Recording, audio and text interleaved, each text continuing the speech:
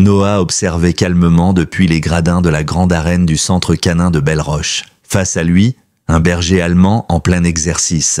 Chaque mouvement était millimétré, chaque muscle tendu comme une corde d'arc, son pelage noir et feu ondulait à chacun de ses gestes. Attaque, recul, immobilité, maîtrise totale. Mais soudain, le chien s'arrêta. Network, ses oreilles se dressèrent, tournées vers l'entrée, et l'instant d'après, il bondit, une fusée noire traversant l'arène en un éclair droit vers la grille. Les cris des dresseurs éclatèrent dans l'air. Ils se ruèrent pour attraper la laisse, trop tard, car là, juste à l'entrée, venait d'apparaître un adolescent, un fauteuil roulant, silencieux, fragile, hors du temps. Cela faisait 2 ans que Léo Morel avait eu son accident. 2 longues années depuis que sa colonne avait été sectionnée à la hauteur de T10. 2 ans à vivre dans un corps qu'il ne reconnaissait plus. 2 ans à apprendre à survivre dans un monde devenu étranger. Et ce qui glaça le sang de Noah, ce ne fut pas le bon, ni la vitesse, mais ce que fit le chien. Shadow, le plus méfiant de tous, le plus imprévisible. Shadow s'approche lentement, très lentement, puis il s'abaissa, tout en douceur, et posa sa tête contre les jambes inertes du garçon. Un simple geste, un contact. Mais ce fut comme si l'air avait été coupé dans l'arène. Plus un bruit, plus un souffle. Seulement ce chien, ce garçon, et un silence chargé de sens. Laissez un j'aime et partagez vos impressions dans les commentaires, en précisant la ville d'où vous regardez. Maintenant, reprenons l'histoire. Le soleil d'automne filtrait à travers les hautes fenêtres du centre canin, illuminant des particules de poussière qui flottaient dans l'air comme des étoiles en suspension. Le bâtiment, une ancienne grange réaménagée à la périphérie de Belle-Roche, paraissait modeste, un peu délabré, mais fonctionnel. Des anneaux d'entraînement, des parcours d'obstacles, des chenils. L'endroit formait un refuge discret pour les chiens en réhabilitation, mais aussi pour les vétérans qui y retrouvaient un sens. Léo n'avait pas toujours été cloué à un fauteuil. À 15 ans, c'était un prodige du sport, le meneur charismatique de l'équipe de football du lycée. Son avenir semblait infini. Ses cheveux châtain clair coupés court, sa mâchoire carrée, tout en lui rappelait à sa mère son père disparu, Nathan Morel. Un homme que les militaires avaient déclaré mort 3 ans plus tôt lors d'une mission au Moyen-Orient. Nathan avait été un maître chien d'élite, réputé pour le lien unique qu'il entretenait avec ses partenaires à 4 pattes. Le jour de l'accident, c'était une belle journée d'octobre. Léo conduisait un quad, un peu trop vite, voulant impressionner des amis. Un virage mal négocié, un vol plané dans un ravin, et la moelle épinière rompue. Depuis, le vrai combat n'était pas seulement physique. La rééducation avait été brutale, certes, mais c'était la dépression, ce silence étouffant dans lequel il s'était enfermé, qui l'éloignait vraiment du monde. Sa mère, Camille Morel, était infirmière militaire. Elle avait rencontré Nathan en mission, en zone de conflit. Leur histoire avait fleuri au cœur de la guerre. Maintenant, ses traits marqués, ses yeux cernés, ses cheveux roux, attachés en queue de cheval pratique, disaient une autre guerre, plus lente, plus silencieuse, celle de garder la flamme allumée pour son fils, tout en pleurant un mari jamais retrouvé. Le chien lui portait ses propres cicatrices. Shadow avait été sauvé 6 mois plus tôt d'un centre clandestin où l'on dressait les animaux pour le combat. Son corps, massif, athlétique, portait encore les marques de ces années de maltraitance. Et dans ses yeux ambrés brillait une méfiance que même les meilleurs dresseurs du centre n'osaient trop défier. Ce que personne ne savait encore, c'est que l'histoire de Shadow remontait bien au-delà de ce camp illégal. Elle remontait jusqu'à la même mission dont Nathan Morel n'était jamais revenu. Camille hésita à l'entrée du centre. Une main posée sur la poignée du fauteuil roulant de son fils, elle scrutait l'intérieur avec appréhension. Tout ici, l'odeur, les ordres criés, les équipements évoquaient Nathan. Mais le docteur Lemoine, le thérapeute de Léo, avait suggéré de rétablir un lien avec ceux qui lui avaient autrefois apporté du bonheur. Et avant l'accident, Léo adorait accompagner son père au centre, s'occuper des chiens, apprendre les gestes. « On ne reste pas longtemps », souffla Camille à son fils, penché près de son oreille. Léo ne répondit pas. Son regard fixe, sans éclat, trahissait le vide intérieur dans lequel il s'était retranché. Noah les accueillit avec une cordialité teintée de retenue. À 45 ans, il avait la démarche rigide d'un ancien soldat. Une jambe traînait légèrement, souvenir d'un engin explosif en mission. Camille savait que lui aussi portait les séquelles de la guerre. Certains parlèrent de stress post-traumatique, mais Noah, lui, n'en disait rien. « Madame Morel, ravi de vous revoir. Et toi, c'est Léo, hein, ta mère m'a parlé de toi. Elle m'a dit que tu t'y connaissais un peu en chien. Le garçon hocha à peine la tête, ses doigts tripotant nerveusement la lanière de son sac. Aujourd'hui, on fait juste quelques exercices de base, expliqua Noah en désignant la grande pièce vitrée où des dresseurs s'affairaient. Rien de spectaculaire, mais vous pouvez observer si ça vous dit. On a reçu quelques nouveaux chiens la semaine dernière. Camille poussa doucement Léo vers la zone d'observation. Elle l'installa près de la barrière, espérant voir, ne serait-ce qu'un éclair de curiosité. Mais le visage de son fils restait figé, son regard perdu, jusqu'à ce que Noah entre sur le terrain tenant un immense berger allemand en laisse renforcée. L'animal bougeait avec une tension palpable, chaque muscle prêt à bondir. « Lui, c'est Shadow », dit-il, remarquant que Léo levait enfin les yeux. Sauvé d'un centre illégal, ça n'a pas été simple. Comme pour confirmer ses propos, Shadow bondit subitement en direction d'un dresseur, les crocs découverts, grognant avec fureur. Noah intervint rapidement, corrigeant le comportement du chien. Mais l'avertissement était clair, cet animal-là n'était pas à prendre à la légère. Et pourtant, Léo redressa le torse dans son fauteuil, le regard soudain plus attentif. Il suivait chacun des mouvements de Shadow avec une intensité nouvelle. « Je peux m'approcher » demanda-t-il, sa voix rauque d'avoir si peu parlé. Camille se raidit. « Je ne pense pas que ce soit une bonne idée, ce chien a l'air dangereux. »« Ce n'est pas de la colère, » murmura Léo. « C'est de la peur. » Noah fronça légèrement les sourcils, intrigué. Il jeta un regard à Camille, puis revint à Léo. « Ton fils a l'œil, Madame Morel, » déclara-t-il. « Shadow ne fait pas confiance facilement, et surtout pas aux hommes. Même avec nos meilleurs dresseurs, il reste sur la défensive. » Avant même que Camille ne puisse formuler une objection, Léo faisait déjà rouler son fauteuil en direction de la porte de l'arène. « Léo, attends! Tu ne peux pas !» Elle le suivit, son cœur battant à tout rompre, tentant de le retenir. Mais il était déjà dans l'arène, avançant lentement, les yeux rivés sur le chien. Les autres dresseurs cessèrent leur entraînement, inquiets. Shadow, qui exécutait à contre-cœur des ordres aux côtés de Noah, se figea. Son regard se posa sur le garçon en fauteuil roulant, son corps tendu, l'instinct aux aguets. Un des dresseurs, un homme costaud nommé Fabrice, s'écria « Éloignez le gamin de là, ce chien n'est pas fiable, surtout avec les enfants. » Noah resserra sa prise sur la laisse, prêt à intervenir. Mais alors, contre toute attente, le comportement du chien changea. Ses oreilles se redressèrent, sa posture se détendit légèrement. Ce n'était pas une soumission, mais une sorte de curiosité prudente. Léo s'arrêta à environ 3 mètres de Shadow. Il ne tendit pas la main, ne parla pas davantage. Il resta simplement là, silencieux, le regard planté dans celui du chien. Il n'y avait ni peur ni défi dans ses yeux, juste une attente calme, une invitation sans mots. « Ne bouge pas brusquement » murmura Noah, tenant toujours la laisse, prêt à la tirer en cas de besoin. Léo leva lentement une main, la paume tournée vers le bas, à hauteur de ses genoux. Un geste discret, respectueux, presque humble. Camille observait, figée, les mains sur la bouche. Chaque fibre de son être lui criait de courir vers son fils, de le tirer de là. Elle avait déjà perdu son mari à cause de ses bêtes en mission.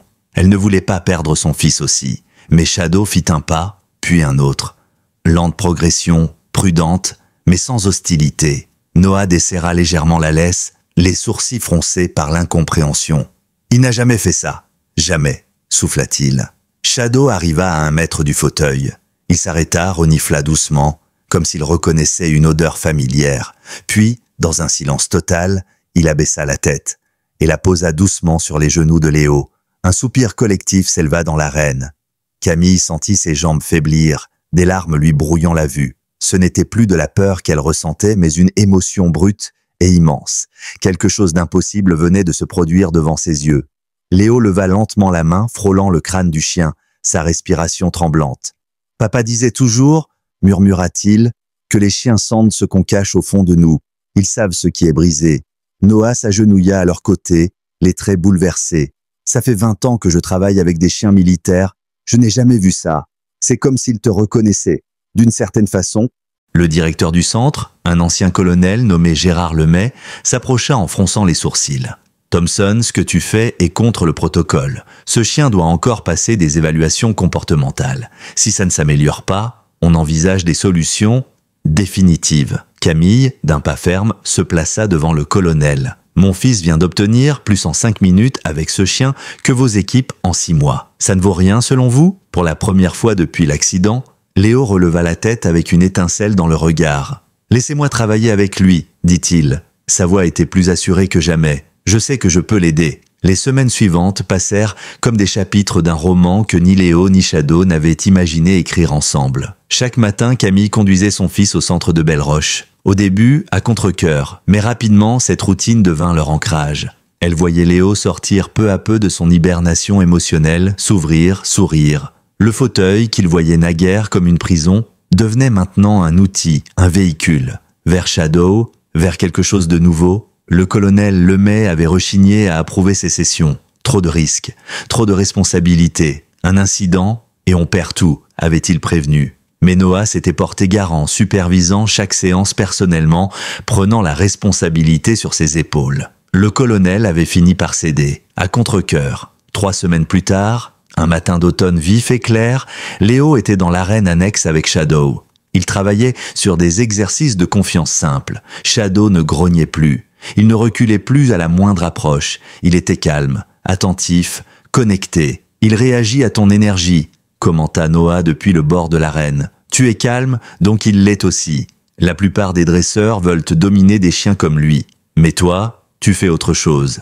Léo caressa lentement les flancs de Shadow, effleurant les cicatrices sous le pelage. Mon père disait que les meilleurs dresseurs ne contrôlaient pas leurs chiens. Ils coopèrent. Il disait que forcer crée de la résistance. À la mention de Nathan Morel, le visage de Noah se durcit légèrement. Une ombre passa dans ses yeux, que Léo ne manqua pas de remarquer. Il comprit qu'il y avait quelque chose que Noah ne disait pas. Mais il n'insista pas. Pas encore. « Recommence la séquence de gestes », dit Noah après une pause, « celle que ton père t'avait apprise. » Léo s'exécuta. Il leva les mains, effectuant une série de signes subtils, presque comme un langage secret. Shadow suivit chaque geste, puis se mit en mouvement. Il fit le tour du fauteuil, s'arrêta à des positions précises, avant de reposer la tête sur les genoux de Léo.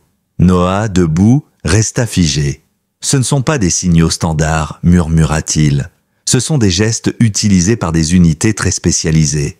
Comment ton père t'a appris ça ?» Mais avant que Léo ne puisse répondre, Fabrice, le dresseur costaud, entra avec son malinois. Il n'avait jamais caché son scepticisme vis-à-vis de la présence de Léo au centre. Trop amateur, trop risqué, trop fragile. Thompson, lança-t-il d'un ton sec, Lemay veut qu'on lance les tests d'agressivité sur les nouvelles recrues.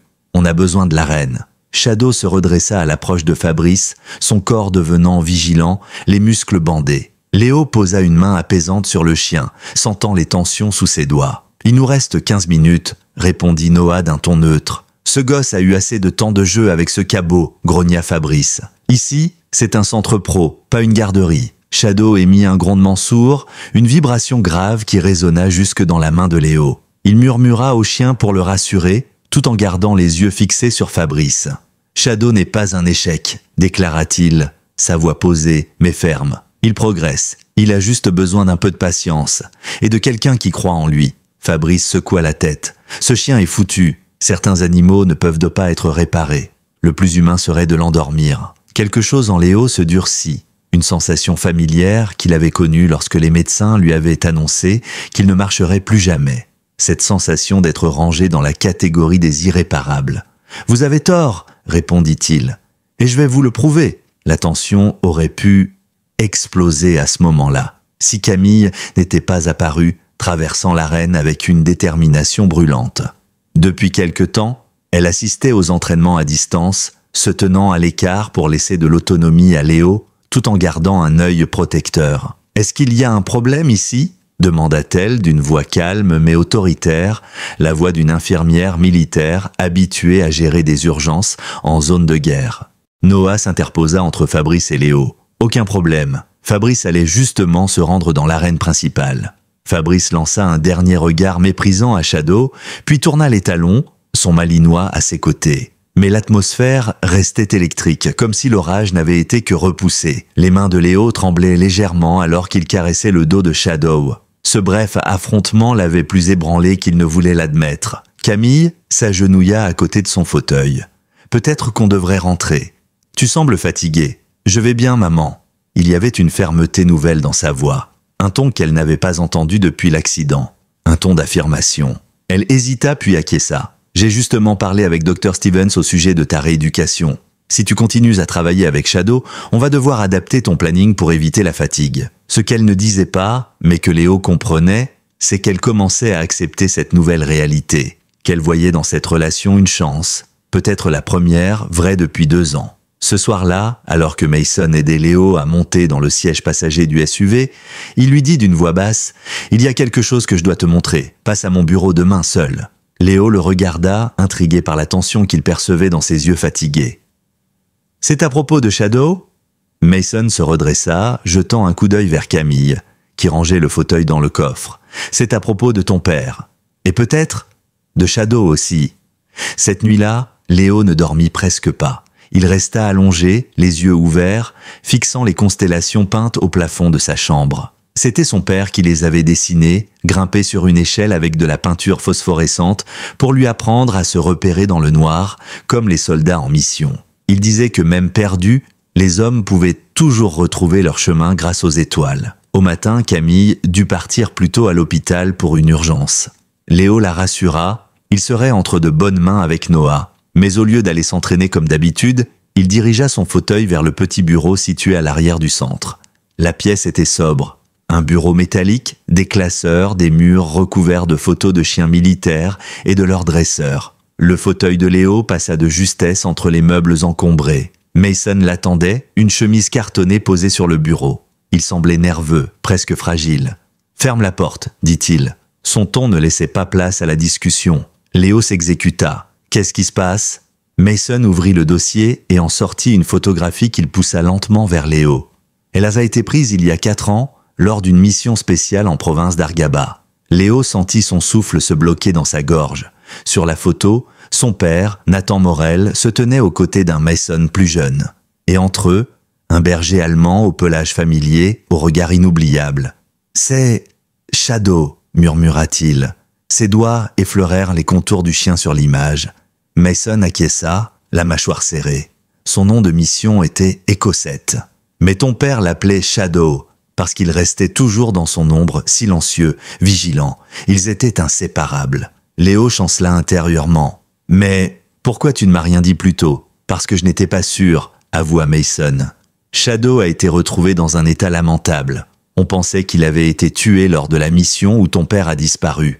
Quand je l'ai vu à la saisie du camp illégal, j'ai reconnu ses marques. Mais sa puce d'identification avait été retirée. Dans l'esprit de Léo, les éléments commencèrent à s'assembler. La réaction immédiate de Shadow envers lui, sa compréhension instinctive des gestes appris autrefois avec son père, ce lien inexplicable qui s'était formé si vite. « Est-ce que ma mère sait ?» Mason baissa les yeux. « Non, pas encore. Je voulais d'abord être sûr. Et je ne savais pas comment lui dire la suite. » Léo se raidit. « Quelle suite ?» Mason sembla s'effondrer un peu plus dans son siège. Il n'était plus le soldat droit et fort du quotidien, juste un homme fatigué. « J'étais là, Léo. J'étais avec ton père le jour où il a disparu. Une embuscade, on a été séparés. Shadow était avec lui. Moi, j'ai atteint le point d'extraction. Pas eux. » Le silence se fit lourd dans le petit bureau. Des années de non-dit semblaient y flotter. « Tu les as laissés derrière ?» Les mots de Léo étaient calmes, durs. « J'ai essayé de retourner en arrière, » répondit Mason, la voix brisée. « Mais le commandement a refusé. Trop risqué, trop tard. Quand on a pu revenir, il ne restait que du sang. Ils les ont déclarés morts, mais aucun corps. » Léo ferma les yeux. Il avait passé tant de nuits à espérer, à imaginer son père survivant, blessé mais vivant, quelque part dans le monde. « Shadow a survécu, dit-il. Ça veut dire que mon père aussi, peut-être ?» Mason hocha la tête sans oser ajouter davantage. À partir de ce jour, chaque séance avec Shadow devint différente, chargée de silence, de questions, de possibilités. Léo ne parla pas tout de suite à Camille. Il se répétait qu'il voulait la protéger d'un faux espoir. Mais au fond, c'était lui-même qu'il tentait de préserver. Et pourtant, Shadow semblait le sentir. Il devenait plus attentif, plus précis, plus présent. Il comprenait ce que Léo allait faire avant même que celui-ci ne le demande. Il anticipait les objets tombés. Il se positionnait à côté du fauteuil pour l'aider à manœuvrer les terrains difficiles. Ce n'est plus de l'obéissance, constata Mason un après-midi. C'est de la résolution de problèmes. C'est extrêmement rare, même chez les meilleurs chiens de service. L'automne avançait, et avec lui la lumière dorée qui baignait les montagnes autour de Belle Roche. le centre s'animait avec l'arrivée des équipes de police venues pour leur test annuel de certification canine. Léo observait depuis les gradins, Shadow assis fièrement à ses côtés, les yeux vifs, concentré comme s'il comprenait qu'il faisait lui aussi partie du métier. « Ton chien à l'œil ?» commenta un agent de la brigade locale. « Il a été formé militairement, non? On voit direct, à sa posture. » Léo hocha la tête, gonflé de fierté. C'était le partenaire de mon père. L'agent se découvrit. « Alors ton père était un sacré homme. Et ce chien, c'est un héros. » À cet instant, le colonel Lemay s'approcha, ses documents en main, le pas déterminé. « Morel, j'ai relu tous les rapports de Thompson à ton sujet. Les progrès que tu as faits avec Shadow sont impressionnants. » Dans la bouche de Lemay, c'était un compliment rare. Dans 6 semaines, on organise la grande démonstration régionale, normalement réservée aux professionnels, mais Thompson pense que vous deux devriez participer dans la catégorie des binômes en formation. Le cœur de Léo s'accéléra. C'était le plus grand événement de la région. Militaires, forces de l'ordre, dresseurs, tout le monde y participait. « Qu'est-ce qu'on doit faire ?» demanda-t-il. « Montrer les tâches de service que Shadow accomplit. Mettre en avant vos compétences et votre lien. Ce n'est pas une compétition, mais une vitrine. Et pour le centre, ça pourrait être une aubaine. » Quand Camille vint le chercher ce soir-là, Léo lui annonça la nouvelle. Elle eut un instant de silence, de la fierté, mêlée à une inquiétude légitime. « C'est beaucoup de pression, » murmura-t-elle, « et tu n'as commencé que depuis peu. Maman, c'est la première chose que j'ai vraiment envie de faire, depuis l'accident, s'il te plaît. » Elle le regarda longtemps, et dans ses yeux, elle vit ce qu'elle n'avait pas vu depuis si longtemps, l'envie, l'élan, la vie. « D'accord, souffla-t-elle enfin, mais je veux participer à la préparation.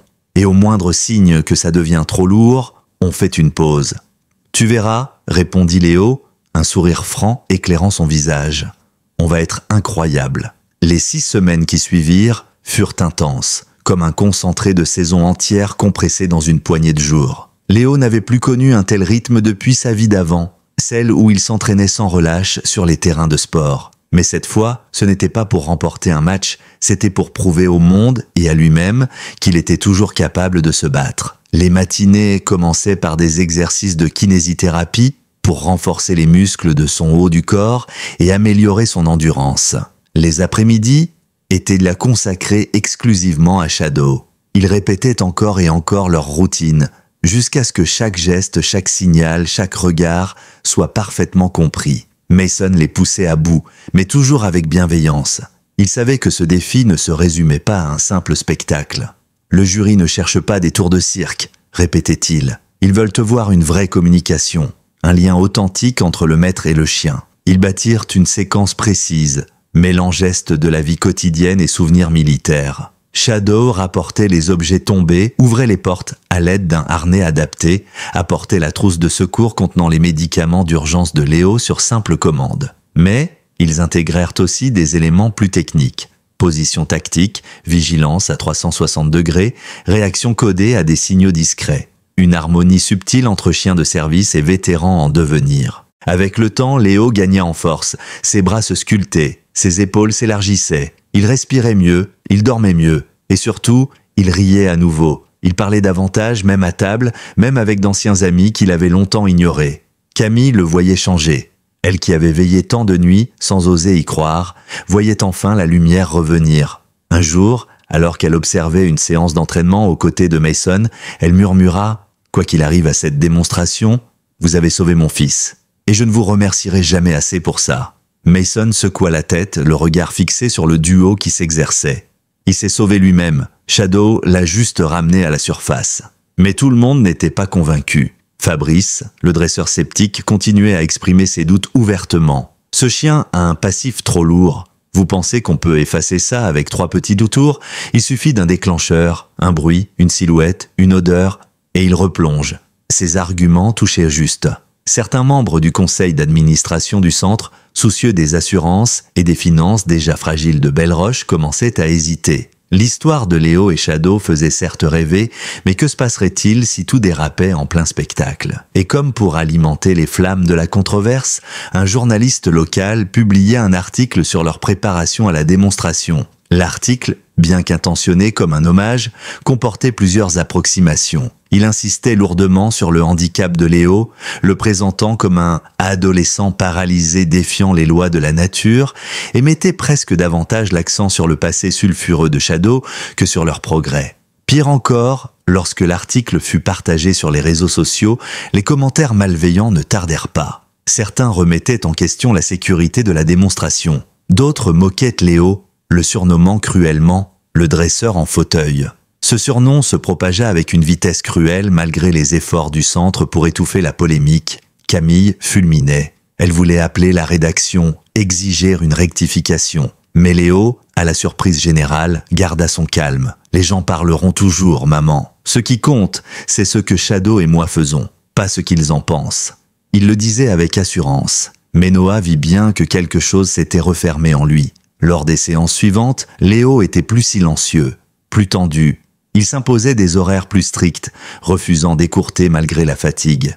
Il ne voulait pas seulement réussir, il voulait prouver que les critiques avaient tort. Noah finit par l'arrêter après un entraînement particulièrement éprouvant. « Tu ne peux pas bosser pour te venger du regard des autres. Ce lien que tu as avec Shadow, il ne vient pas de la colère, il vient de la confiance. Reste concentré là-dessus. » Léo ne répondit pas.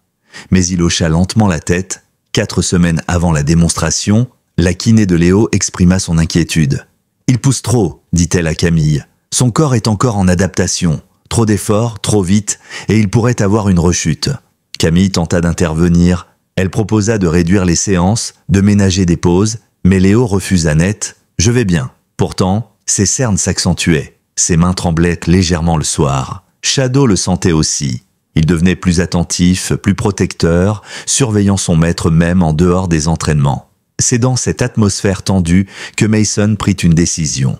Il invita Camille à prendre un café en ville, dans un petit bistrot discret, loin des oreilles du centre. Là, pendant près de 2 heures, il lui raconta tout. La mission, la séparation, le sang retrouvé, l'absence de corps, l'arrivée improbable de Shadow dans un réseau clandestin, le lien évident avec Nathan, les signaux que Shadow reconnaissait encore aujourd'hui. Camille écouta sans l'interrompre. Des larmes silencieuses coulaient sur ses joues.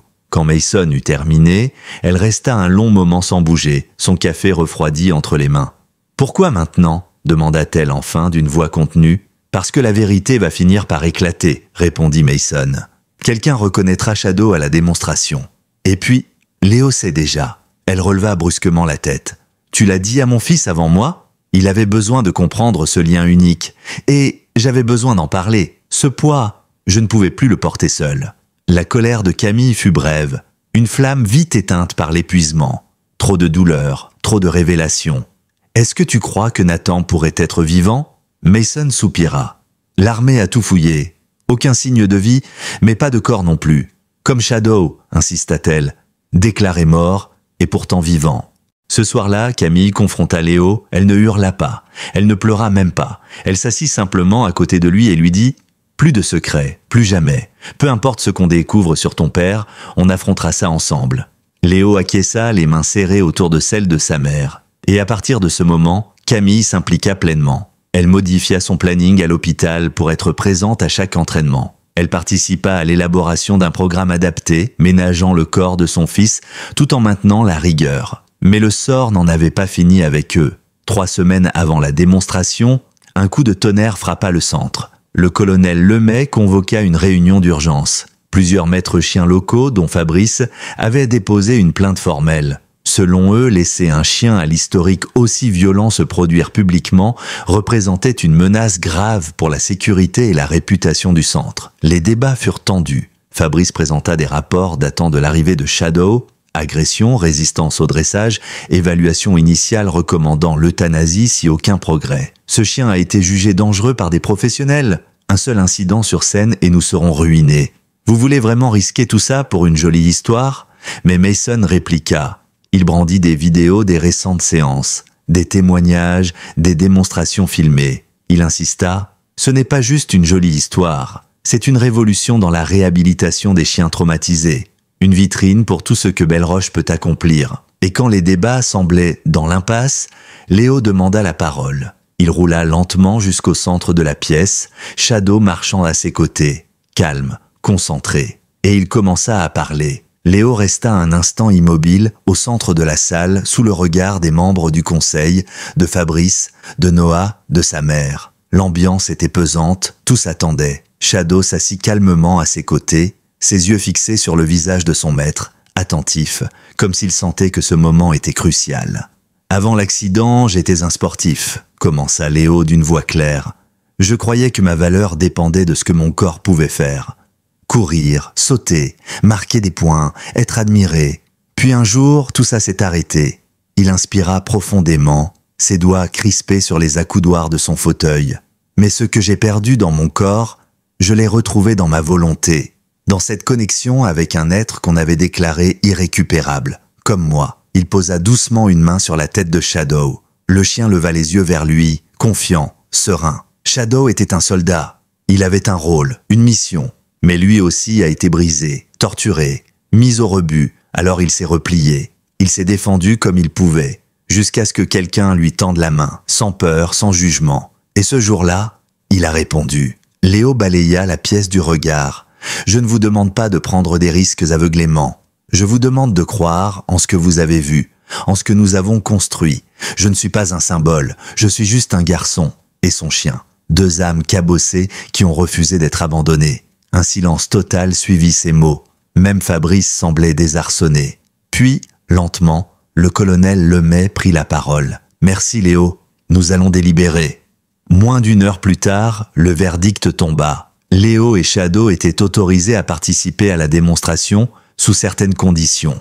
Shadow porterait un harnais indiquant qu'il était en cours de réhabilitation. Noah serait présent dans l'arène en tant que superviseur. Et toute la performance serait filmée, à la fois pour archives et pour preuve de sécurité. Alors que la salle se vidait, Fabrice s'approcha de Léo avec une expression indéchiffrable. « T'as marqué des points, gamin ?» dit-il. « Je garde mes doutes, mais respect. » Il tendit une carte de visite. « Mon cousin bosse dans les sports adaptés. S'il y a un après cette démonstration, tu pourrais y trouver ta place ?» Ce geste inattendu fit plus que toute autre chose pour changer le regard du centre. Les langues se calmèrent. Même ceux qui doutaient de Shadow commencèrent à s'interroger non plus sur ce qu'il avait été, mais sur ce qu'il était devenu. À partir de là, l'entraînement prit une autre dimension. Chaque geste était peaufiné, chaque transition retravaillée. Léo et Shadow devenaient une machine harmonieuse, fluide, impressionnante. La main de Léo bougeait, Shadow anticipait. Un hochement de tête, une variation de ton, et le chien réagissait instantanément. « Ce que vous montrez là, » commenta Mason un soir, « ce n'est pas juste de l'obéissance, c'est une forme de langage. » 2 semaines avant l'événement, un petit groupe fut invité à assister à une répétition générale. Camille avait convié la kiné de Léo, Dr Perrault, ainsi que son psychologue, Dr Briand. Tous deux étaient au départ sceptiques face à la charge physique et émotionnelle d'une telle préparation. Mais lorsqu'ils virent Léo guider Shadow avec assurance, sans trembler, sans hésiter, ils échangèrent des regards étonnés. « Regardez sa posture » murmura Dr Perrault. « Son tronc est bien plus stable. Il a gagné en masse musculaire et en confiance. Et son tonus émotionnel » ajouta Briand. « Il ne se replie plus. Il dirige. Il existe. » À la fin de la démonstration, le petit groupe applaudit spontanément. Shadow, imperturbable, garda son calme, les yeux rivés sur Léo, comme s'il n'y avait rien d'autre au monde. Noah s'approche, souriant franchement pour la première fois depuis longtemps. « Là, Léo, c'est digne d'une présentation officielle. » À l'approche du jour J, une pensée revenait souvent hanter Léo. Qu'aurait pensé son père? Aurait-il été fier?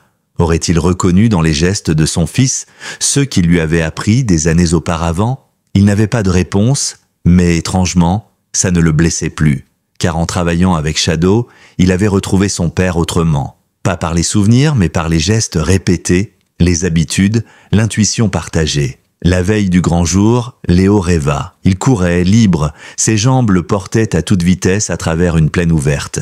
Et à ses côtés, bondissant avec joie, Shadow. Dans le rêve, il riait, il volait presque. Et il se réveilla en larmes. Pas de douleur, pas de deuil, juste une immense paix. Le centre régional de Mont-Saint-Valéry accueillait la démonstration cette année.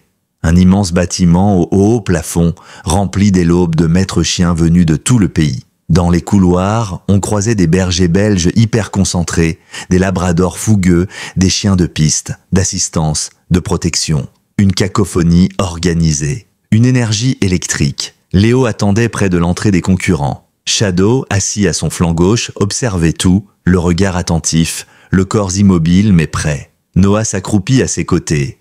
Nerveux, Léo hocha la tête, sa gorge était trop nouée pour parler. Ses mains étaient moites. C'était comme avant un match important, mais plus intense. Car cette fois, il n'y avait pas d'équipe, juste lui et Shadow. Camille arriva avec 2 cafés et une bouteille d'eau. Son visage tendu trahissait son anxiété. La salle se remplit vite. On a dû ajouter des sièges à cause de l'article dans la tribune. En effet, le journal avait publié un nouveau portrait de Léo et Shadow qui avait cette fois capté l'attention nationale. L'histoire avait été relayée, commentée, partagée. Le dresseur en fauteuil était désormais un symbole. Ce n'était plus juste une performance, c'était devenu un message. Noah se pencha vers Léo. « Oublie les projecteurs, oublie les curieux. Pense à Shadow, pense à ce que vous avez construit. C'est tout ce qui compte. » Le colonel Lemay s'approcha, son clipboard en main. « Morel, vous passez 4e dans la catégorie démonstrative. 3 binômes avant vous, tous avec des chiens d'assistance. » Il s'arrêta. « Et il y a des invités de marque aujourd'hui. Des observateurs militaires, pas de pression, mais une belle prestation pourrait ouvrir des financements. » Camille grimaça. Il n'avait pas besoin de savoir ça. « C'est bon, maman, » souffla Léo. « On est prêt. » Ils rejoignirent la zone d'attente. Les 3 premiers binômes s'étaient déjà positionnés. Une jeune femme avec un chien d'alerte épilepsie, un vétéran avec un chien anti-stress, un vieil homme accompagné d'un golden pour l'assistance motrice. Le vétéran, un homme dans la trentaine avec une prothèse à la jambe, roula son fauteuil jusqu'à Léo. « Première fois ?» demanda-t-il, bienveillant. Léo hocha la tête, un sourire crispé aux lèvres. « Moi c'était pareil. Je m'appelle Yann. Et voici Max. 3 ans de service ensemble depuis que je suis rentré d'Irak. » Cet échange simple fit du bien à Léo. Il voyait en face de lui un homme qui n'était pas une histoire inspirante, juste un être humain avec un chien, comme lui. Une voix tonitruante couvrit le brouhaha ambiant. Équipe suivante, Léo Morel et son chien d'assistance Shadow, représentant le centre de réhabilitation canine de Belleroche. Camille serra une dernière fois l'épaule de son fils. « Peu importe ce qu'il se passe là-bas, je suis déjà fier de toi. » Noah ajusta le harnais de Shadow, s'assura que le badge du centre était bien visible. « Quoi qu'il arrive, ce que vous avez accompli est déjà exceptionnel. Le reste, c'est du bonus. » La porte s'ouvrit. Léo roula en avant. Les lumières l'aveuglèrent brièvement. Les tribunes étaient de plaine. Des centaines de regards tournaient vers lui, mais il ne les regarda pas. Shadow se tourna vers lui, leurs yeux se croisèrent, et la peur disparut. Il n'y avait plus que 2. Léo atteignit le centre de l'arène, son fauteuil roulant parfaitement aligné, Shadow positionné juste à sa gauche, tel un soldat prêt pour la mission. Le silence s'était abattu sur la foule.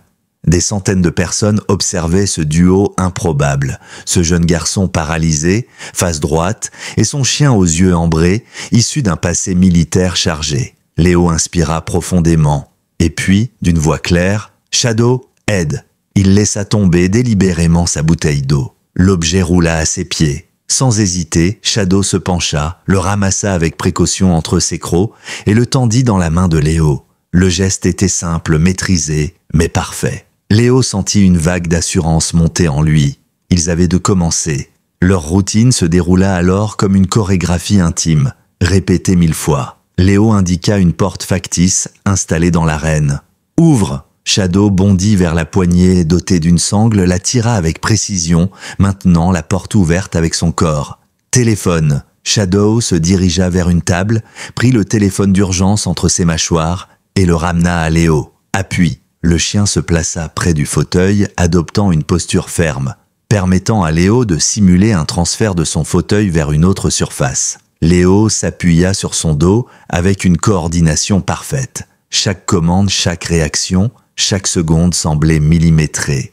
Pourtant, rien ne paraissait mécanique. C'était une conversation silencieuse, une danse entre 2 partenaires unis par plus que l'entraînement, la confiance. Le public, d'abord muet, commença à réagir. Des murmures d'étonnement, des applaudissements spontanés ponctuaient la démonstration. Léo sentait ses doutes s'effacer peu à peu, remplacés par une force nouvelle, celle de se sentir à sa place.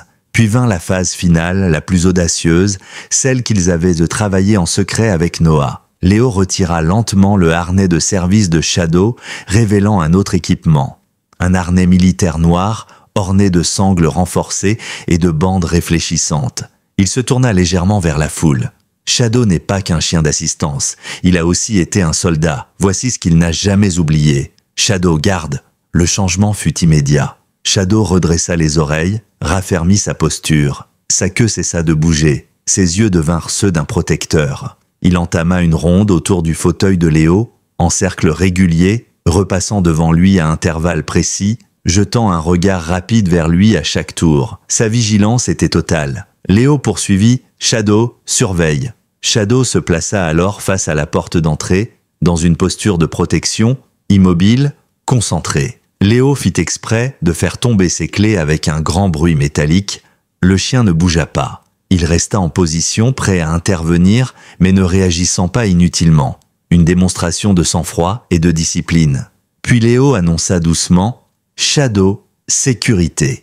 Ce fut alors que le chien exécuta une patrouille rapide autour des éléments présents sur scène. Conteneurs, coins sombres, rideaux. Il inspecta méthodiquement chaque cachette potentielle avant de revenir près de Léo et de s'asseoir en silence, son regard calme, sa respiration maîtrisée. Léo se tourna alors vers lui et murmura « Shadow, souviens-toi, cette commande-là, il ne l'avait jamais pratiquée devant personne. C'était un hommage. » Et pourtant, le chien réagit comme si c'était la chose la plus naturelle au monde. Il fixa Léo, attentif, concentré, et commença une série de gestes codés. Une séquence complexe de signaux militaires que seul un ancien chien de combat aurait pu exécuter. Des murmures se propagèrent dans le public. Dans la section réservée aux militaires, certains se redressèrent dans leur siège, étonnés, troublés. Ces mouvements-là, ce n'étaient pas de simples tours. C'était un langage militaire spécifique, issu de l'unité d'élite où servait jadis le père de Léo. La séquence se termina par Shadow venant se placer à gauche de Léo, en position d'attente, son regard levé vers son maître. Et alors, l'arène explosa d'applaudissements. Une standing ovation. Léo sentit les larmes monter. Il les ravala rapidement, refusant de céder à l'émotion en public. Mais dans son cœur, il savait, il l'avait de fait. Ils avaient transformé l'impossible en évidence. Shadow, imperturbable, resta parfaitement calme malgré le bruit, les flashs, l'agitation. Il ne quittait pas Léo des yeux. Camille les attendait en coulisses, les yeux baignés de larmes. Elle l'attrapa dans ses bras dès qu'il sortit de scène. « C'était incroyable, ton père serait si fier de toi !» Noah, debout, un peu plus loin, hochait lentement la tête, son regard embué. Cette dernière séquence, c'étaient les signaux de ton père, je les reconnaîtrais entre mille. Ils rejoignirent la zone des concurrents. Plusieurs dresseurs vinrent saluer Léo, l'interroger sur ses techniques. Certains vétérans hochèrent la tête avec respect. Shadow avait impressionné même les plus exigeants. Et puis, une silhouette en costume sombre s'approcha. Un homme grand, sec, au port militaire évident malgré sa tenue civile. « Monsieur Morel ?» dit-il en tendant la main. « Je suis le colonel Jacques Vernier. Force spéciale, commandement opérationnel. » Léo lui serra la main tandis que Shadow se rapprochait légèrement, instinctivement protecteur. « Ce que vous venez de montrer est remarquable, mais cette dernière séquence en particulier, » il tourna les yeux vers Shadow, « ce ne sont pas des signaux ordinaires, ils appartiennent à une unité que peu de gens connaissent. Votre père en faisait partie si je ne me trompe pas. » Camille et Noah se figèrent. Léo sentit un frisson lui parcourir l'échine.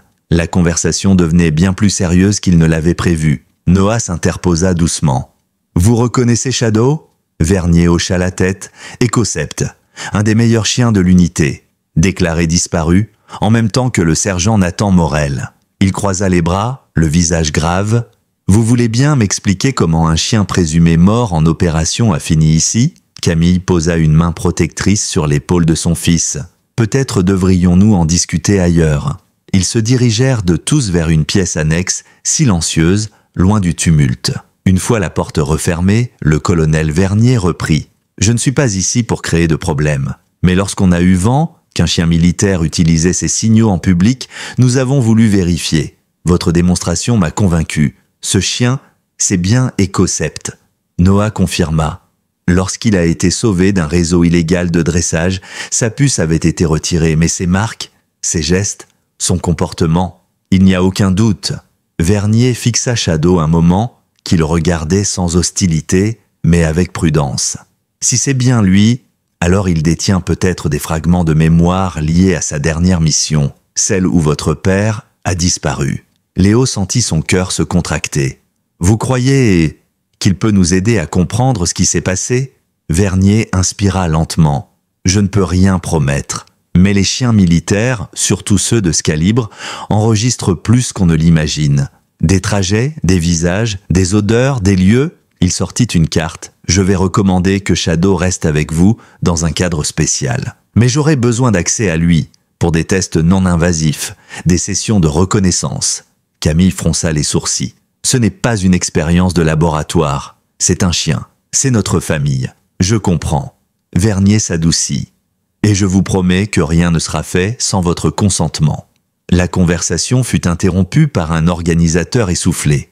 Ils annonçaient les résultats. Vous devez être dans l'arène. Vernier s'inclina. Allez, je vous retrouve plus tard. Léo retourna dans l'arène, Shadow marchant à ses côtés. Quand leur nom fut prononcé, la foule explosa de nouveau, premier prix dans la catégorie démonstrative, et prix spécial du jury pour partenariat exceptionnel entre un chien et un maître. Une pluie de félicitations, des journalistes, des flashs, des questions, mais Léo ne voyait qu'une chose, Shadow, toujours calme, toujours présent. Un roc dans la tempête, et au fond de lui, la certitude que cette histoire n'était pas encore terminée. Les jours qui suivirent la démonstration furent comme un rêve éveillé pour Léo. Il ne pouvait plus sortir dans la rue sans qu'on le reconnaisse. Le journal La Tribune, qui avait d'abord été maladroit dans sa couverture de l'histoire, se rattrapa en publiant un portrait en pleine page intitulé « Un lien indestructible. Comment un adolescent et son chien ont redéfini le courage ». La photo de Shadow apparut partout, sur les panneaux d'affichage du département, sur les réseaux sociaux et même, de manière presque irréelle, sur une affiche de promotion touristique de la région. Mais pour Léo, toute cette attention était à double tranchant. S'il était reconnaissant de l'impact positif sur le centre, il se sentait aussi exposé. On ne l'approchait pas vraiment pour lui parler. On l'approchait pour lui raconter des histoires, pour s'inspirer de lui, pour s'émouvoir de sa résilience. Il était devenu un symbole malgré lui, plus histoire édifiante qu'adolescent ordinaire. Les gens veulent croire à quelque chose de plus grand qu'eux, lui disait sa mère pour le réconforter. Et vous leur donnez cette étincelle. Il comprenait.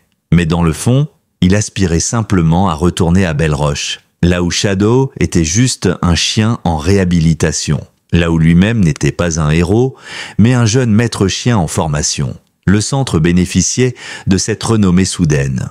Le colonel Lemay reçut des offres de dons de nouveaux candidats pour leur programme et même une proposition d'étude de cas de la part d'un institut vétérinaire. Il nomma officiellement Noah responsable du développement d'un nouveau projet pilote, les équipes du renouveau. Ce programme visait à associer des chiens de refuge à des vétérans blessés ou à des adolescents en situation de handicap. Et la première pierre de cette initiative, c'était Léo et Shadow. Même Fabrice, l'ancien sceptique, fit un pas vers eux. Un soir, alors qu'il terminait une séance d'obéissance dans le ring nord, il s'approcha. « J'ai jamais vu un redressement pareil », avoua-t-il à Noah en désignant Shadow, couché sereinement aux pieds de Léo. « Je l'aurais parié perdu », il se tourna vers Léo. « J'ai eu tort. Je m'en rends compte maintenant. » Cette reconnaissance, bien que discrète, fit beaucoup pour calmer les derniers doutes au sein du centre.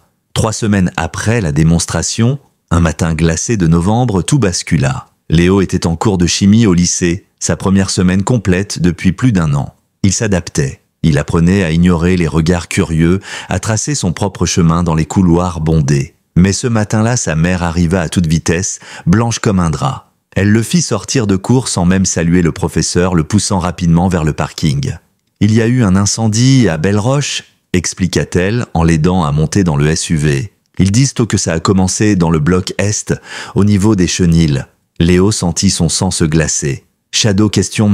Noah n'a rien dit de précis, juste qu'on devait venir tout de suite. » Ils roulèrent à toute allure jusqu'au centre. Déjà de loin, ils apercevaient les flammes résiduelles, les camions de pompiers, la fumée noire s'élevant dans le ciel d'automne. Noah les attendait au périmètre, les bras noircis, une entaille sanglante enveloppée d'un bandage de fortune sur l'avant-bras. « On a pu sortir la plupart des chiens, » dit-il d'une voix rauque. « Les dresseurs de garde ont réagi vite. Mais Shadow, Léo arrêta son fauteuil net. Il est où? On ne le retrouve pas. Il était dans la dernière rangée. Tyler a ouvert toutes les cages, mais entre la fumée et les flammes, c'était le chaos. Camille saisit la main de son fils, mais il la repoussa doucement et roula vers les barrières de sécurité. Les pompiers s'agitaient, cherchant des points chauds dans les décombres. « Il est vivant », déclara Léo. « Je le saurais s'il ne l'était pas. » Noah s'approcha pour tenter de l'arrêter. « Léo, tu ne peux pas aller là-dedans. C'est dangereux. La structure est instable. »« Il serait venu pour moi », répondit Léo sans lever les yeux. « Il m'aurait retrouvé peu importe quoi. »« Je ne peux pas l'abandonner. » Camille s'agenouilla à ses côtés. « Les pompiers font tout leur possible. Je sais ce que tu ressens. Je l'ai ressenti quand ton père a disparu. J'ai attendu, espéré, prié, mais ce n'est pas en te mettant en danger qu'on le retrouvera. » Léo serra les poings. L'attente fut interminable. Les heures passèrent, le feu fut enfin maîtrisé. Les pompiers fouillèrent les décombres, plusieurs chiens furent retrouvés vivants, mais aucune trace de Shadow. Une jeune pompière s'approcha de Léo à la tombée du jour. « Vous êtes le garçon du chien militaire, n'est-ce pas? Celui de la démonstration ?» Léo acquiesça, les yeux rougis. Elle baissa les yeux. « On a fouillé chaque mètre carré des chenils. Il n'y a plus aucun animal dedans. » Léo s'en sciait, il est vivant. Il n'est pas mort là-dedans. Je le sentirai. Elle lui jeta un regard compatissant, puis s'éloigna. Camille tenta de le convaincre de rentrer. Il refusa. Elle revint quelques heures plus tard avec des vêtements chauds, une couverture, une lampe. Elle resta avec lui un moment. Puis Noah proposa de prendre le relais. À l'aube, alors que le vent sec balayait les cendres, Léo était toujours là, emmitouflé sous sa couverture, les yeux fixés sur la forêt qui bordait le centre. Noah, resté à ses côtés toute la nuit, s'approcha. « On va l'élargir, cette recherche. Je vais mobiliser tout ce qu'on peut. On ne le laissera pas tomber. » Camille, elle, observait son fils, luttant contre le froid, l'inquiétude, la douleur. Mais elle ne tenta pas de l'en éloigner, car elle avait reconnu dans ses yeux la même lueur qu'elle portait en elle depuis 3 ans, l'espérance. Et elle ne lui retirerait pas cela, pas aujourd'hui. Le jour suivant, un épais brouillard s'éleva au-dessus des ruines encore fumantes du centre de Belle-Roche. Les arbres voisins étaient couverts d'une fine couche de givre, et les débris noircis semblaient plus désolés encore dans cette lumière blafarde. Léo était resté toute la nuit dans son fauteuil, emmitouflé dans une couverture, les yeux cernés, mais inébranlable. Camille revint tôt le matin avec du café brûlant, des vêtements secs et quelques vivres. Elle ne dit rien, elle s'assit simplement à côté de son fils, l'écoutant respirer, le regard fixé vers la forêt. Noah, lui, avait passé la nuit à organiser une opération de recherche. Il fit appel à tous les volontaires disponibles, y compris ceux de l'équipe du centre, les vétérans du coin, les anciens stagiaires, même d'autres centres canins voisins. Plusieurs maîtres chiens vinrent avec leurs animaux pour couvrir plus de terrain. Un policier du coin, l'agent Clément, arriva en fin de matinée. « Madame Morel, on m'a parlé d'un chien militaire disparu. Je suis là pour prendre le signalement. » Camille s'approcha, son sac à la main. « Il est micro-pucé, mais c'est une puce spéciale, à données cryptées. Seul un lecteur militaire peut l'identifier. » Elle échangea un regard avec Noah. Le colonel Vernier a été prévenu. Léo les écoutait en silence, les yeux vides, les traits figés. Clément nota tout, poli, mais déjà résigné. Elle avait vu ce regard des dizaines de fois. Celui des gens qui croient à un miracle contre toute logique. Elle savait que le plus souvent, la réalité ne pardonnait pas ce genre d'espoir. Vers midi, Noah reçut un appel sur son téléphone personnel. Il s'éloigna pour répondre, puis revint vers Camille et Léo, le visage plus grave que jamais. « C'était Vernier. Il arrive aujourd'hui, et il ne vient pas seul. » Camille se redressa. « Il pense que... » Il ne croit pas à la coïncidence. L'identité de Shadow a été révélée en public il y a à peine 3 semaines. Et maintenant, une panne électrique, un incendie dans le seul bâtiment qui abritait ce chien. Ça fait trop de variables suspectes. « Tu penses qu'on a tenté de l'éliminer ?» souffla Camille. « Je pense qu'on a réveillé de vieux secrets. » Le colonel Vernier arriva dans l'après-midi dans un véhicule civil, mais escorté de 3 hommes discrets, équipés d'un matériel inhabituel pour un simple chien disparu. Drone thermique, antenne portable, senseur à ultrasons, kit de prélèvement. Il rejoignit Léo sous l'auvent du bâtiment encore intact. Il s'agenouilla pour se mettre à sa hauteur. « Je suis désolé pour ce que vous traversez, mais je vous promets une chose, on va tout faire pour le retrouver. » Léo le fixa, les yeux encore rouges d'épuisement. Il n'avait pas besoin de grandes promesses. Il voulait juste une chose, Une preuve que Shadow respirait encore. L'opération de recherche fut rapidement déployée. Les soldats de Vernier se dispersèrent avec une efficacité redoutable. Ils quadrillèrent les alentours, équipés de caméras infrarouges et de capteurs à ondes courtes. Un chien militaire blessé, bien entraîné, saurait se cacher, éviter les routes, choisir les zones les plus sûres. Léo avait appris cela avec son père. Les chiens de guerre sont comme des soldats, même blessés, ils agissent selon leur conditionnement.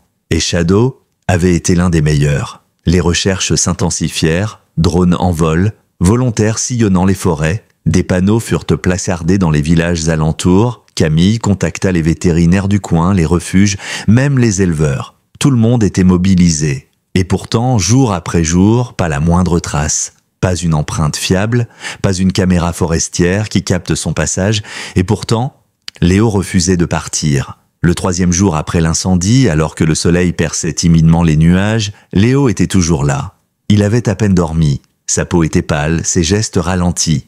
Camille insista pour qu'il rentre, au moins se reposer. Il pourrait revenir ici, et tu ne serais pas là, répondit-il simplement. Noah arriva en fin de matinée, des cartes à la main.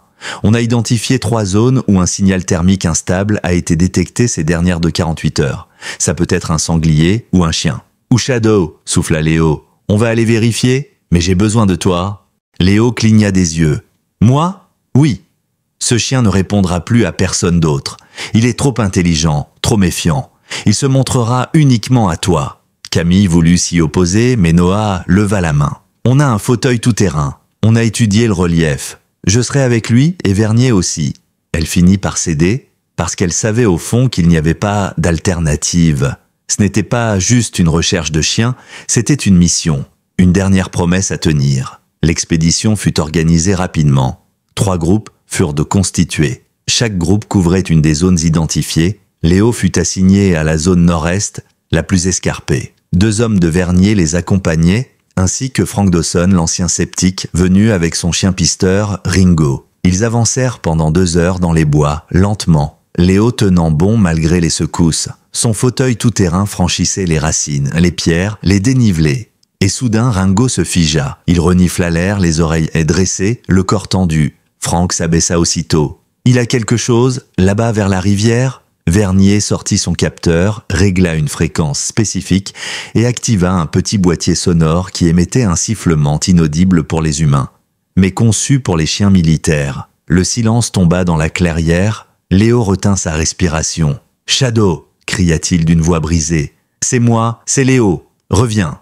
Rien, seul le bruissement des feuilles, le murmure de l'eau, puis un bruit, un froissement, un craquement de branches et une silhouette, sortant lentement d'un bosquet, de l'autre côté du ruisseau, émergeant comme un fantôme revenu de l'enfer. Shadow, sale, trempé, amaigri, une blessure visible sur le flanc, mais debout, vivant. Léo sentit son cœur s'arrêter.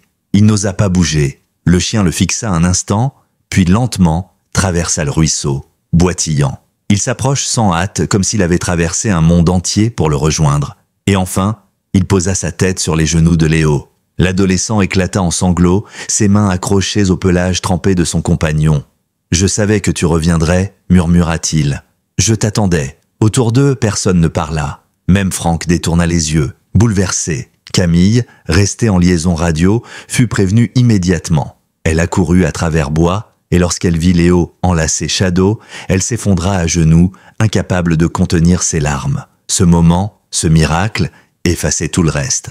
La peur, la douleur, le silence, ils étaient réunis, et c'était tout ce qui comptait. Shadow fut immédiatement transporté dans la clinique vétérinaire partenaire du centre Belle-Roche. Une équipe complète attendait déjà, contactée en amont par le colonel Vernier. Le diagnostic fut à la fois alarmant et miraculeux. Le chien présentait une entaille profonde à la patte arrière, une côte fêlée et plusieurs plaies infectées. Il avait perdu du poids, souffrait de déshydratation sévère et d'un épuisement extrême. Et pourtant, il s'était frayé un chemin seul, dans les bois, blessé, sans nourriture, en évitant les routes, les pièges, les humains. Il avait survécu. Et plus encore, il avait retrouvé Léo. Aucun chien normal n'aurait pu faire ça, souffla la vétérinaire Madame Leclerc en désinfectant l'une de ses plaies. C'est un miracle qu'il soit encore en vie. Camille, resté aux côtés de son fils, serrait sa main avec force. Léo n'avait pas dit grand-chose depuis leur retour, si ce n'est quelques mots murmurés à Shadow pendant le trajet, mais son regard brillait d'un feu que ni l'épuisement, ni le choc n'avaient pu éteindre. Ils passèrent la nuit à la clinique, dormant sur des fauteuils, refusant de quitter Shadow d'une semelle. Le chien, même sous sédatif, cherchait régulièrement Léo du regard, comme s'il avait besoin de s'assurer qu'il était toujours là, toujours vivant, toujours à portée. Le matin, Vernier vint les retrouver, un dossier à la main. « Je ne veux pas vous accabler, dit-il doucement, mais je dois vous parler. Il y a des implications à ce qui vient de se passer. » Camille acquiesça, fatigué mais lucide. Léo, lui, se redressa un peu. Shadow n'a pas simplement fui l'incendie, poursuivit Vernier. Il a agi avec stratégie. Il s'est caché, il a évité les zones de passage, et il a cherché à revenir vers vous. C'est typique d'un animal entraîné à survivre derrière les lignes ennemies. Il sortit une tablette. Nous avons récupéré dans les décombres un fragment de micro-circuit électronique fondu, dissimulé dans une des conduites d'aération des chenils. Il ne correspond à aucun équipement du centre. En revanche, il est compatible avec un dispositif de brouillage militaire. Camille fronça les sourcils. Vous pensez que quelqu'un a déclenché cet incendie ? Je pense que quelqu'un a voulu neutraliser un ancien chien militaire sans que personne ne sache qu'il était encore vivant. Il se tourna vers Léo, et je pense que ce chien détient des informations qu'il ne devrait pas avoir. Léo murmura, sans le quitter des yeux, « Il a survécu à la mission de mon père. Ça veut dire quelque chose. » Vernier hocha lentement la tête. Il se pourrait qu'il ait vu, ou même senti, des éléments que nous avons ratés. Et c'est là que vous entrez en jeu. Il posa sur la table une série de photographies. Shadow réagit à vous comme s'il vous reconnaissait. Comme si, à travers vous, il retrouvait votre père. Je veux exploiter ce lien. Je veux essayer de le ramener mentalement sur les lieux. Camille hésita. Vous voulez le replonger dans un traumatisme ? Pas brutalement, progressivement. Par association sensorielle, par familiarité, il ne s'agit pas de forcer, il s'agit d'interpréter, et votre fils est le seul à pouvoir faire ça. Léo, malgré la fatigue, hocha la tête. Je le ferai. Pour mon père. Les jours suivants furent rythmés par deux choses, la rééducation de Shadow et les séances encadrées par Vernier et un comportementaliste canin militaire, un homme aux allures de moine nommé Adrien Torres. Il parle peu, mais il savait observer. Il expliquait les mouvements, les postures, les signes d'alerte ou d'hypervigilance. Shadow a des cicatrices mentales, disait-il. Mais il a aussi un ancrage, vous. Il ne vous obéit pas comme à un maître, il vous suit comme à un frère d'armes. Léo recommença à exécuter avec lui les anciens signaux de son père. Et peu à peu, Shadow réagit de manière plus précise, plus fluide. À certaines séquences, il s'agitait, regardait autour de lui. À d'autres, il restait figé, la respiration coupée. Un jour, après une série de gestes liés aux patrouilles nocturnes, Shadow se redressa soudain, les oreilles dressées, et fixa une carte satellite accrochée sur le mur. « C'est quoi cette zone ?» demanda Léo, intrigué par la réaction soudaine. Vernier s'approcha. « C'est la vallée d'Akbar, dans l'est du Kurdistan. Le dernier signal de votre père provenait de cette zone. » Shadow grogna faiblement, puis posa sa patte sur un point précis de la carte. Le silence tomba dans la salle. Torres inspira lentement. Il se souvient, ce geste changea tout. Le dossier Morel, classé depuis 3 ans comme perte en zone hostile, fut rouvert en interne. Vernier envoya une requête officielle pour récupérer les archives satellites de cette période. On interrogea de nouveau d'anciens opérateurs de l'unité. Et pendant ce temps, Léo continuait ses exercices. Shadow continuait à guérir. Et leur lien devenait plus fort que jamais. Camille, elle, ne disait rien. Mais chaque soir, elle sortait la boîte à souvenirs de Nathan Morel. Les lettres, les médailles, les vieilles cassettes VHS, tout ce qu'il lui restait de lui. Et elle les posait dans le salon, pour que, quand son fils passerait, il les voie, qu'il n'oublie jamais pourquoi il se battait, pas juste pour un chien, mais pour une vérité, pour une mémoire. Ce fut un appel de Vernier, tard dans la soirée, qui fit basculer l'histoire une nouvelle fois. Il avait la voix tendue, presque étranglée par l'adrénaline contenue. « On a quelque chose ? Une anomalie sur les images satellites, des mouvements de chaleur dans une zone supposée inhabitée. Exactement là où Shadow a réagi. Léo sentit son cœur s'emballer. Qu'est-ce que ça signifie ? Rien de certain encore. Mais la probabilité qu'il y ait eu un abri, un repli, ou même une présence humaine prolongée dans cette vallée juste après l'embuscade, est réelle. Camille se leva brusquement de sa chaise. « Vous croyez qu'il est vivant ?» Vernier laissa planer un silence. Puis, je crois qu'on ne peut plus considérer cela comme impossible. Le mois suivant fut une succession de démarches administratives, de réunions confidentielles, de validations discrètes. La réouverture du dossier Nathan Morel se fit dans la plus stricte confidentialité. Seules quelques unités spécialisées furent informées. Léo, malgré son jeune âge, fut invité à participer à certaines de ces réunions, pas en tant que témoin, mais en tant qu'élément actif de la démarche. Shadow à ses côtés, toujours silencieux, toujours alerte, une opération de reconnaissance fut planifiée. Pas un assaut, pas une extraction, simplement une vérification. Mais tout dans la logistique montrait le sérieux de la démarche. Matériel satellite, drones furtifs, spécialistes du camouflage et un groupe restreint d'agents chargés de l'analyse des structures abandonnées. Avant le départ de l'équipe, Vernier prit Léo à part. « Si on trouve quelque chose, tu veux que je te prévienne en direct ?» Léo hésita, puis hocha la tête. « Oui, même si c'est difficile, je veux savoir. » Pendant que l'expédition se déroulait de l'autre côté du monde, la vie reprenait peu à peu son cours à Belle-Roche. Le centre canin avait été temporairement déplacé dans des locaux prêtés par la municipalité. Grâce aux dons venus après la diffusion de l'histoire de Léo et Shadow, les travaux de reconstruction avaient pu commencer rapidement. Le programme Équipe du Renouveau connut un essor inattendu. 2 nouveaux binômes furent formés, des vétérans blessés, des adolescents autistes, des femmes victimes de violences. Tous associés à des chiens autrefois jugés ingérables. Le succès de Léo et Shadow avait montré qu'un lien pouvait transformer même les âmes les plus cabossées. Frank Dawson, autrefois sceptique, animait désormais un atelier hebdomadaire sur la rééducation des chiens traumatisés. Un matin, après une séance, il vint voir Léo, qui observait Shadow dans l'enclos, allongé au soleil. « Je t'ai jugé trop vite », dit Frank, « et j'ai failli passer à côté de la plus belle leçon de ma carrière. » Il sortit un petit objet de sa poche, une médaille. C'était à mon premier chien d'intervention. Il s'appelait Luger. C'est lui qui m'a appris à écouter. Je pense qu'il aurait aimé Shadow. Et toi aussi. Léo prit la médaille, ému. Quelques jours plus tard, le téléphone sonna. Camille décrocha. Elle écouta un instant, puis elle pâlit. « C'était Vernier », dit-elle, se tournant vers son fils. « Ils ont trouvé un abri. Une cavité artificielle creusée dans la roche. Dedans, ils ont retrouvé des restes de matériel militaire, un vieux lit, des rations et... » Elle s'interrompit, sa voix tremblante. « Et une lettre. » Léo se leva lentement, le cœur battant. « Une lettre ?» Camille sortit un papier soigneusement plié. Vernier le leur avait envoyé par scan crypté. C'était une écriture familière. Ronde, nerveuse, blessée, c'était celle de Nathan Morel. Léo lut à voix haute, la gorge serrée. « Si quelqu'un lit ceci, c'est que je n'ai pas tenu jusqu'au bout. Je suis resté ici aussi longtemps que j'ai pu. J'étais blessé, Shadow m'a sauvé la vie. Mais il doit repartir. Il doit vivre. Peut-être qu'un jour, il retrouvera mon fils. Peut-être qu'il se souviendra du chemin. S'il y parvient, alors je ne serai jamais vraiment mort, parce que ce lien-là, traverse le temps. Et les flammes, et même la guerre. » Le silence s'installa. Shadow, comme s'il avait compris, se leva lentement et vint poser sa tête contre Léo. Dans les semaines qui suivirent, la lettre fit le tour de la communauté militaire, relayée anonymement dans les cercles spécialisés. Aucun nom n'y figurait, mais tous comprirent. Et dans cette dernière confession griffonnée sur un papier jauni, beaucoup trouvèrent un écho. La fidélité, l'amour d'un père et la puissance d'un chien qui n'a jamais abandonné. Camille, de son côté, demanda officiellement que l'unité de Nathan soit décorée à titre posthume.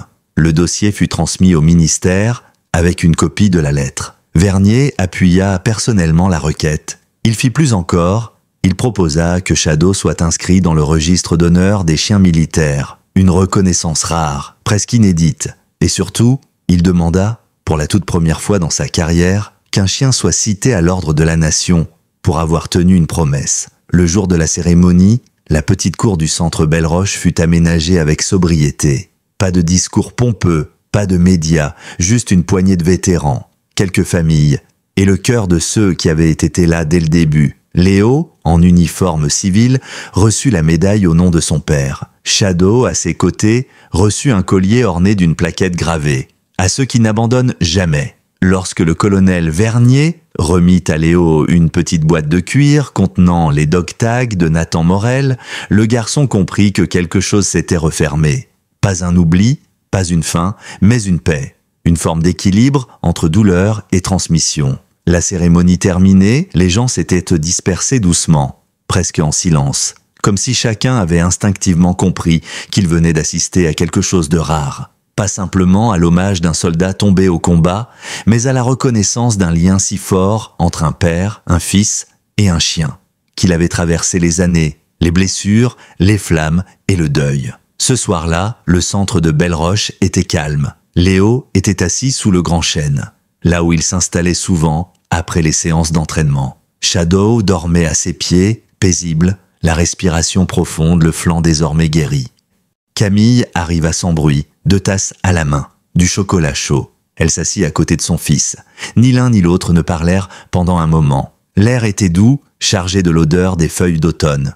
Le ciel, orangé, semblait suspendu au-dessus d'eux. « Tu sais, dit-elle enfin, quand ton père est parti en mission, il m'a dit quelque chose. Il m'a dit, si je ne reviens pas, promets-moi que tu ne transformeras pas mon absence en prison, que tu vivras quand même, et que tu lui apprendras, à Léo, à ne jamais laisser une douleur le définir. » Léo hocha doucement la tête. « Il n'a pas eu besoin de te le dire, maman. Tu me l'as appris tous les jours. » Elle sourit, les yeux brillants. « Et toi, tu me l'as rendu. » Les mois passèrent.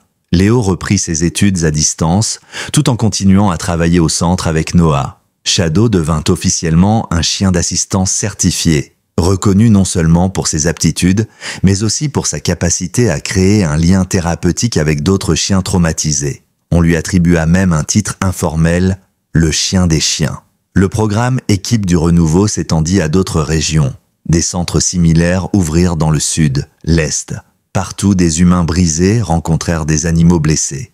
Et à travers ce lien, redécouvrirent une façon d'aimer, de respirer, d'exister. Frank Dawson, de son côté, proposa à Léo de co-animer une série de vidéos pédagogiques sur la réhabilitation canine. La chaîne YouTube du centre, jusqu'ici confidentielle, explosa en abonnés. Pas pour les effets spéciaux, pas pour les vues spectaculaires, mais pour les histoires, des histoires vraies, des histoires comme celle de Léo et Shadow. Un soir d'hiver, alors que la neige recouvrait doucement les collines, Léo retrouva dans la boîte que Vernier lui avait confiée une vieille photo. On y voyait un homme en tenue de combat, accroupi, souriant, la main posée sur la tête d'un jeune chien au regard intense. Et juste à côté, un garçonnet de 12 ans, les bras croisés, fier comme un coq. Son père, Shadow et lui.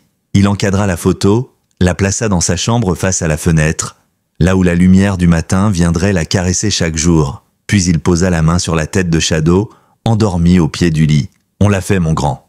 On l'a ramené à la maison. » Shadow ouvrit un œil, et comme toujours, il ne répondit pas par un aboiement, ni par un bruit, mais simplement en posant la patte sur le pied de son maître, juste là, à sa place. Dans nos années d'automne, quand nos corps nous rappellent nos limites, quand la société regarde ailleurs, pensant que notre temps est passé, nous savons, au fond, une vérité profonde. Ce ne sont pas nos blessures qui nous définissent, mais la manière dont nous choisissons d'y répondre. Beaucoup d'entre nous ont connu la solitude, la perte, la peur d'être un poids. Mais comme Léo refusant de croire que Shadow avait disparu, nous avons appris que l'espoir n'est pas une naïveté. C'est une forme de résistance, parce que nous avons attendu longtemps, parfois des jours, parfois des années, nous avons veillé auprès de ceux qu'on disait perdus. Nous avons tenu la main de ceux qu'on disait condamnés.